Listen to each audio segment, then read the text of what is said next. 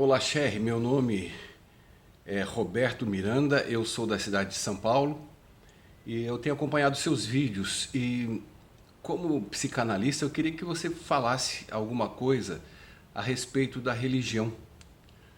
Aonde combina ou não pela psicanálise, através da psicanálise, e o seu pensamento como psicanalista a respeito disso. Obrigado, um abraço, fica na paz. Legal, meu irmão. Bela pergunta. Por que bela pergunta? Porque há uma dissociação muito grande em relação ao que a psicanálise de Freud nos ensina. Freud nunca foi contra a religião. Ele sempre teve uma posição meia ambígua a esse respeito, mas ele nunca foi contundente.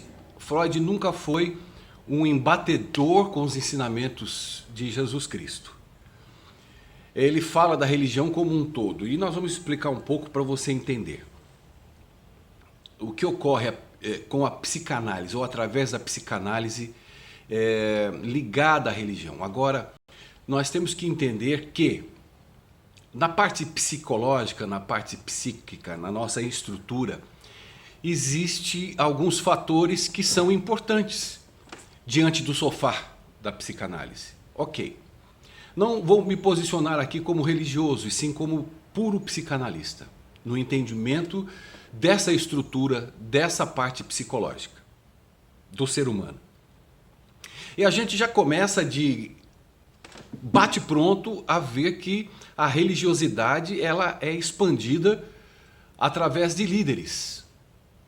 Supostamente o líder maior deveria ser no cristianismo Jesus. E você vê que não é, porque cada um prega uma coisa. Cada um faz uma situação em cima do nome de Jesus e do que ele ensina nos seus livros do Novo Testamento. Marcos, Mateus, Lucas, João. Jesus deixa um ensinamento ali e você vê que é contraditado com líderes de templos religiosos.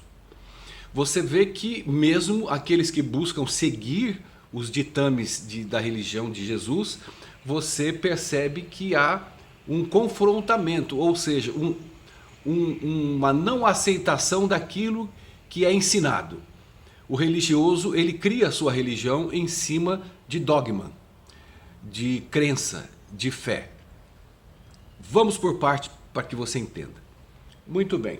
O que Freud quis nos ensinar e o que nós vamos entender agora. A neurose, ela é instalada dentro do coração do ser humano. Na época de Freud era a histeria. As mulheres, na sua grande maioria, se manifestavam as suas dores, os seus pesares, as suas dificuldades, deficiências sentimentais, psicológicas, através do corpo. Elas se debatiam, elas tinham sensações orgânicas, musculares, poderosíssimas, tinham cegueiras. Então tudo isso era manifesto através do corpo. Hoje você encontra de uma forma muito fácil na religião. Você vê o quê? Você vê muitas igrejas aonde se é manifestado o cristianismo através da histeria, da neurose histérica. As pessoas giram, pulam, se jogam no chão, se debatem, têm acessos que não condiz com o cristianismo. Condiz com a parte psicológica, condiz com o que o seu líder influenciou através de um formato religioso, não cristão, mas religioso. Então as pessoas se debatem, se afrontam corporalmente para poderem saírem aliviadas psicologicamente, e aí elas dizem que frequentaram um momento poderoso de Deus. Está captando? Primeiro ponto. A histeria está intrínseca na religião. Segundo ponto, para aqueles que não produzem esse tipo de neurose corporal, mas ele produz a neurose obsessiva. E qual é a neurose obsessiva? É a religião mais normal, no sentido pacata, estudante da Bíblia e tal, mas a sua neurose do seu superego, do que ele deve ou não fazer, é constantemente massacrado na sua estrutura psicológica. Ele vive e convive com essa neurose. Ele não tem paz interior, ele não tem paz que a religião cristã no Novo Testamento nos ensina. Se você estudar a palavra de Deus como pesquisa, se for o caso, não como religioso, você vai ver que Jesus diz que daria paz. Uma paz que o mundo não dá, mas que ele, a presença dele, pode dar. Mas o neurótico obsessivo dentro da religião, porque aí é uma religião, não é um cristianismo. É essa religiosidade que Freud condena. É essa religiosidade que o próprio Cristo condena. Tanto é que os religiosos da época eram condenados por ele veementemente. E ele levava isso na frente de todos, de que eles olhavam muito mais para si, sepulcros caiados, ou seja, a sujeira que eles tinham dentro dele era manifesta com a beleza corporal com que eles se vestiam, que é o que ocorre hoje nas igrejas, vamos dizer assim, aparentemente um pouco mais serenas. Porque no fundo ninguém se compadece do outro. No fundo, o religioso, o neurótico religioso, ele quer a religião, ele quer o templo, ele quer a sacralidade, ele se preocupa com esses movimentos do que é certo e errado o tempo todo e não transfere para a humanidade a religião cristã, que é amar ao próximo, que é multiplicar, dividir.